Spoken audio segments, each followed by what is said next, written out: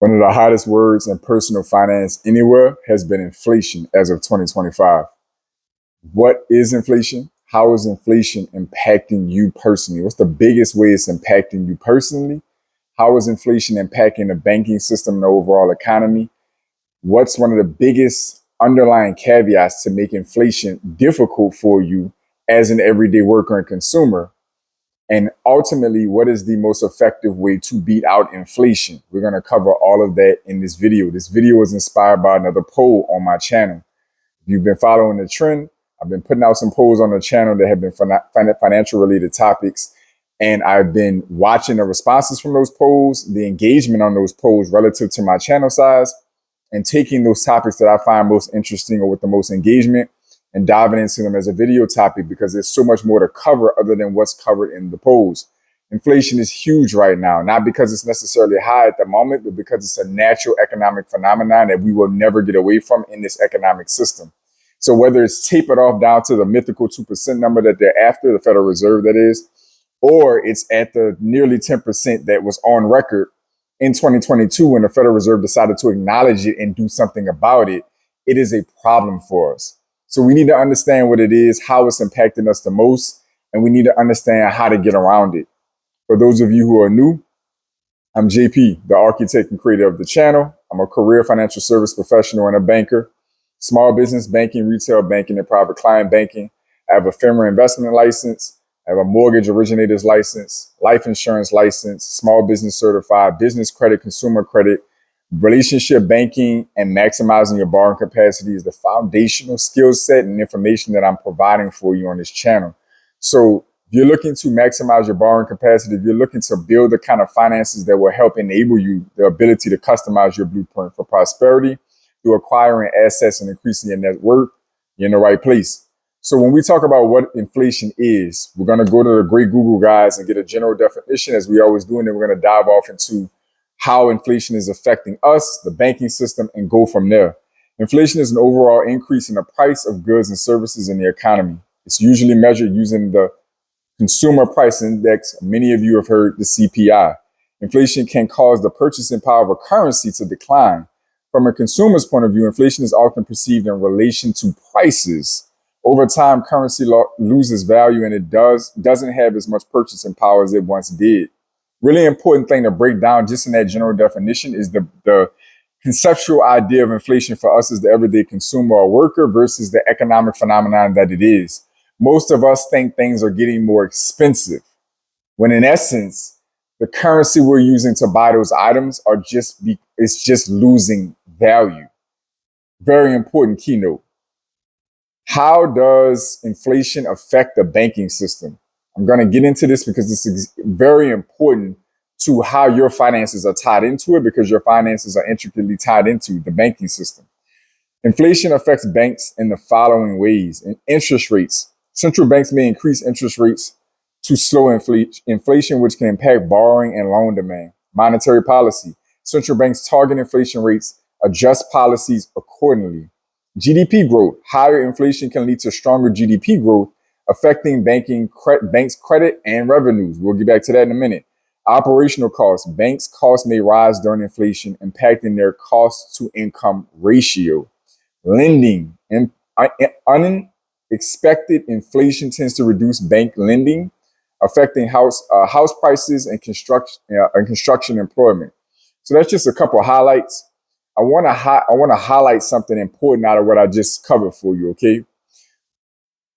Banks, this is laying out the reactionary component of inflation for banks. This is covering once it's being responded to by the Federal Reserve and the overall system, okay? This isn't really talking as much, other than one point, which is the GDP growth part, really talking about that phenomenon of inflation affecting banks prior to the Federal Reserve making a decision, which in this case was like almost a year before the Federal Reserve decided to acknowledge inflation. So you do have an interesting window of time where banks are actually a beneficiary of inflation to a great degree before the response to inflation kicks in through monetary policy, okay? How is that so? If you think about 2020 to 2022 when the Federal Reserve decided to acknowledge inflation, 2020 was when the cause of inflation really took place, which was basically a massive drop in interest rates and a lot of liquidity or currency pumped into the system due to the economic shutdown and the cataclysm that was COVID, right? You had the Federal Reserve and a government that came together and decided through fiscal and monetary policy that we have to keep the economy alive and stimulated while people are unable to work and unable to consume. So we have a consumer-driven economy and a debt-based economy. So that basically means we need people to borrow, people and companies to borrow money, and we need people and companies to spend money in order for the economy to stay healthy. So the government and the Federal Reserve says if that's the case and nobody can work and businesses are not able to operate, that means that they don't have the revenue to go out and borrow or buy. We have to put money in their hands. So that's what they did. And they also lowered interest rates to make it more attractive to buy. Hopefully that makes sense so far. All of that having been said, you fast forward from 2020 to 2021. What's a byproduct of this? Assets shoot through the roof from a price perspective. Basically meaning that stocks, real estate, crypto, and anything else that wasn't nailed down in value went through the roof because a lot more people had the money and the credit to buy it. So that basically led to a scenario prior to the Federal Reserve acknowledging and responding to inflation with interest rates, where banks, the lenders, and also typically the holders or the brokers in between investing in the stock market, right? That's a form of an asset for them in a way, in a sense of speaking, when they're holding stock portfolios, right? Our stock portfolios, in a sense of speaking. I don't want to get into the nuance of that, but at the end of the day, if you go to your reasonable sized banks, there's a investment wing to that bank, and that's where they make a lot of money at, believe it or not. People think about lending, but the investment side is very profitable. So stocks are going through the roof. Real estate is going through the roof. They're the lenders on the majority of real estate. So if home prices are going from, 200 in a certain market to 250 or 300 overnight, seemingly, stock prices are going from, whatever that particular stock may be, but it's up 10, 20, 30% in a short window of time. All of this is leading to, which they kind of touched on in this GDP growth sector, it's leading to the revenues and the credit of the bank potentially inflating or increasing because these things are hitting their bottom line in the sense of speaking. They're making more money on lending.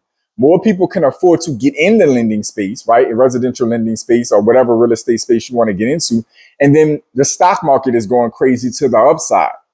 So banks have a window of time where they become extremely profitable, generally speaking, okay? That aside, we need to discuss how inflation typically affects us as the consumer. Inflation affects consumers in the following ways. Loss of purchasing power. When prices increase, consumers can buy less with the same amount of money. Household belt tightening. Rising costs may lead to reduced spending and budget constraints. Growing pessimism about the economy. Psychology. Very, very important about our economic system. Consumers may become less optimistic about the economic conditions, which really perpetuates people hoarding money, not spending money. And then that leads to a lack of economic activity, which perpetuates the economic problem. You see where that's going. So with that all out of the way, we have a general framework on what inflation is, how it affects the overall economic and banking system, how it hits us as consumers. One thing that isn't really said to an extent, it's touched on in one capacity, but the psychology nobody dives deep on the psychology on this. One of the most important components that makes us lose to inflation, and I want to quickly touch on the poll that was ran on the channel really quickly, that you guys, and some of you guys answered. So it says, what is your biggest way inflation is impacting your personal finance goals? The options were increased cost of groceries and everyday essentials, higher energy and gasoline prices, difficulty saving money, or other. Everybody answered in the top three. Number one was increased cost of groceries and everyday essentials. That was the number one thing by 64% out of the votes. Difficulty saving was the next by 27%. 9% was higher energy costs and gasoline. Nobody did other. All right. The reason that this is all relevant, the most impactful portion of this that I think that we touch on, but we don't really understand the gravity of, is how we earn money. How we earn money is the deal breaker on inflation, because inflation is not necessarily a negative it's not a negative cancer per se in the economic system. It's a feature of the economic system. So it can function good or bad. It just depends on what side of the spectrum that you're on. So when you look at it from that perspective, you say, well, what the hell is making, I see inflation as a negative, right? You might be sitting there thinking, well, how could it be positive?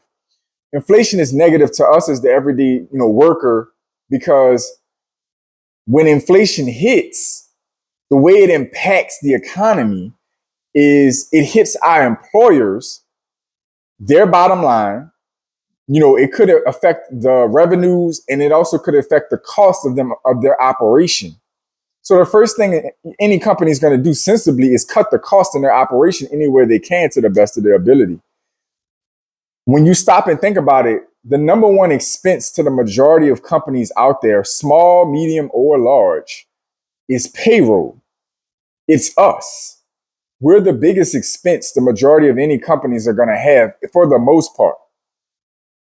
And we're the first expense to go on the docket to be cut. When you stop and think about that for a second, we all think about, our wages don't keep up with inflation. That's the hottest thing that people touch on with this particular, keynote that I'm highlighting. But when you stop and think about the psychology and you think, damn, my income is an expense for another entity. So when inflation hits both of us, being us as the employees and the employer is looking and saying, you're a problem. If you're not producing enough to justify keeping you during these economic times, you're a problem. This is where layoffs come into play. This is where inflation gets dangerous for the majority of the American public, because us as the working class, we become an expense during inflation. How you earn determines how inflation impacts you. It's game changing, right? So when you understand that, then that allows you to look at this from a reverse engineering point of view and say, well, damn, if earning money as a W-2 or a 1099 worker is causing me to be on the wrong side of inflation, then what does it take for me to be on the right side of inflation? What does it look like for me to be on the positive side of inflation? Light bulb moment. That's when it goes back to the benefits that the bank have for some period of time. And that benefit is going to be the rising costs or the collapsing value of the dollar to assets in the economy, however you want to look at that. What that basically means is those of us that own the right assets benefit from inflation. Inflation is a beautiful thing if you own the right assets, if you're earning money from the right place. Let's just say that real estate is the prime example. You can do this in business, but it's very industry specific. You can do it with the stock market, but it's very sector specific and company specific. So I'm not going to go into the nuances of those, though they can benefit greatly from inflation. It's a case by case and more subjective basis. A lot more generally speaking, not universal, but generally speaking, sticking to residential real estate, what single family, 1 to 4 units, small apartments, in that range. Inflation is beneficiary. It basically means that, or inflation can make real estate a beneficiary, those who own it. Because what ends up happening, even if you're a single family home owner occupied, if you're a house hacker, if you're an investor of any sort, the first thing that happens is the value of your home increases, or the amount of dollars it takes to buy your home increases. So that basically means owning the right asset. God bless you if by chance you're getting rental income from it, because you're getting equity and you're getting likely increased rents, more than likely. So that basically means that if you're getting paid from real estate versus a W-2 job where you're already going to be losing by pay wage, meaning that the wage will not keep up with inflation, especially when inflation is abnormally high, and your wage is an expense from the person paying the wage. It's an expense for them. But on the flip side, if your income is coming from an essential place like rent, and that rent is increasing, meaning that it takes more rent dollars to cover the rent, the fair rent of your property, and the equity of your property is growing because it takes more dollars to buy your property, because more people usually means more people can afford it. That means that you're getting paid on the correct side of inflation. You're no longer on the other side where it's like, oh, we have to freeze pay raises in order to keep the company afloat. We have to completely cut you out of the picture because your salary is too expensive right now. It's not justifiable with the economic environment we're in. No, you're on the other end of that equation. Now you're a real estate investor that is getting, or a house hacker that's getting rental income, and you're sitting on a piece of property that's getting principal paid down naturally from the rent and the mortgage payments. But you're also getting rental income that's likely increasing. You're getting equity growth because 9 out of 10 times, if inflation is hitting, that means more people could afford your property values going up. More people can afford your property, naturally creating a higher demand. So the price of the supply increases. I hope that made sense to you. So the game changer out of this conversation, this poll and this video, is we are all subject to inflation in some capacity or another. How we're subject to inflation, what end of the spectrum, what end of inflation we're going to experience is the game changer. Do you own, stocks that are benefiting from inflation? Do you own real estate? Are you in a business sector or an industry with a business or freelancing in an industry that benefits from inflation? You have to start asking yourself these questions, because if you can't check any of those boxes off on being on the proper side, and all you are is a W-2 or a 1099 worker, that's an expense for the employers and the companies hit by inflation, you're on the wrong side of the equation. We're on the wrong side of the equation. Nothing wrong with W-2 jobs and 1099s. I will be the first to tell you it's the pillar to financial stability, which in turn means it's the pillar to financial growth and advancement. I am all about W-2 jobs, stable incomes, and good work history, because that, when used properly and leveraged properly, is one of the greatest keys to investing success. So I'm not discouraging work by any means, or W-2 jobs or 1099s, but I am discouraging our dependency on it as a sole source of income. And I'm not sitting up here advocating for the whole 7 sources of income that millionaires have BS. What I'm telling you is, it's just important to take what you have available for you. Own a home strategically, own real estate as an investment, own stocks, including your 401k, because it can benefit greatly. My 401k did phenomenal during 2021 and 2022, in 2023, when inflation was up. It did terrific. It's only gone down since the tariffs at the time of this recording. It's the only thing that stopped my 401k from double-digit earnings. Literally in 3.5, 4 years, my 401k's cumulative return since 2021 has literally been 40+%. So those of you who naysay about 401ks, and I know that that's not a consistent overall performance all the time, but I'm just showing you the power of inflation. There's not many places you're going to get 40+%, but you did in the stock market if you stayed in it from 2021 in the right places to now. You did in real estate if you bought in 2018, 2019, 2020, 2021. You saw 20, 30, 40% increases in equity. You have to be in the right place to benefit from inflation versus being a victim to inflation. Comment down below. Let me know what your concepts, your thoughts are now that we've dove deep into this topic. Let me know how inflation is impacting you. Let me know if you've learned anything or had a different perspective from what we covered in this video or how it was covered in this video. Comment down below and let me know, do you own real estate? So are you on the right side of inflation? Are you on the wrong side of inflation? Do you believe there's a right side to inflation? Do you challenge that? Comment down below and let me know. Other than that, to all my pioneers, welcome back. To my new viewers, welcome in. I want each and every one of you to support the channel by commenting, sharing, subscribing. Find other ways to support the channel down in the taskbar down below. Support the channel so the channel can continue to support and reinvest back into you. Drop in the description and check out my links to Instagram down below. You also can check out links to work with me down below. I don't talk about that enough, but if you're interested in working with me one-on-one, particularly on your financial situation and ways that I can assist you, that I cover on this channel, comment down below. You want to own more real estate? You want to increase your net worth? You want to strategically and effectively, be more invest in stocks, or leverage your 401k and learn how to more effectively design your 401k or get into your 401k. Let's use the tools and resources you already have available. Build your personal credit, develop business credit effectively. Let's talk about these things.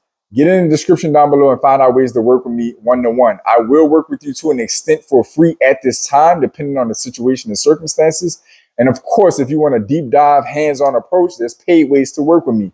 If you're willing to invest with yourself, I'm willing to invest the time. Get in the description down below. Other than that, As always, I want each and every one of you to stay focused, stay in motion. I'll see y'all soon.